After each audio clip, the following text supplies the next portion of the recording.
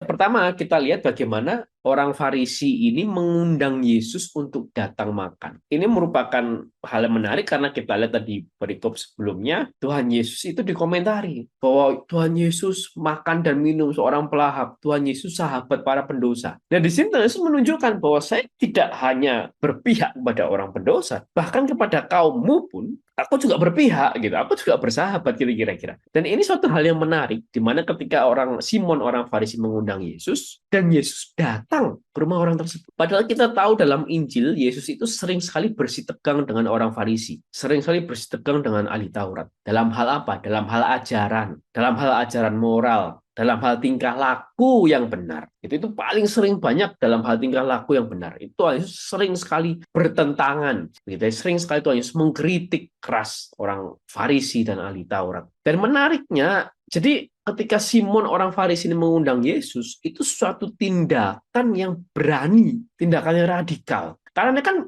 musuh dalam pandangan gitu kan, permusuhan sekte gitu kira-kira, sekte Farisi dengan sekte Yesus itu kan bertentangan, tapi orang Farisi mau mengundang Yesus, dan menariknya lagi Yesus pun mau pula makan sama orang Farisi ini. Jadi Tuhan Yesus itu tahu orang Farisi ini, saya berbeda pendapat dengan engkau, aku berseberangan dengan kamu mengenai kebenaran, tapi aku tidak bermusuhan dengan kamu. Lah ini susah. Nah, ini yang susah bagi kita. Tapi di sini Tuhan Yesus menunjukkan dengan jelas, Tuhan Yesus tahu ada perkara profesional ini. Ada perkara mengenai kebenaran iman, ada perkara mengenai kebenaran tingkah laku, tapi ada juga perkara personal. Jadi Tuhan Yesus ini menunjukkan dan mengajak kita untuk apa? Bahwa kita tuh jangan bermusuhan dengan orang yang berseberangan dengan kita. Maka Tuhan Yesus datang mengunjungi orang Farisi pun juga dengan penuh belas kasihan, supaya Tuhan Yesus juga bisa menyampaikan kebenarannya kepada orang Farisi, dan itu terbukti. Mungkin di sini orang Farisi berharap dia bisa makan-makan santai begitu ya sama Tuhan Yesus ya. Perkara ujuk-ujuk datang seorang perempuan mendosa inilah kemudian jadi perkara. Kemudian jadi momen, jadi topik pembahasan di mana Tuhan Yesus menyatakan kebenarannya di sana. Ini menarik sekali. Ya, jadi di sini kita belajar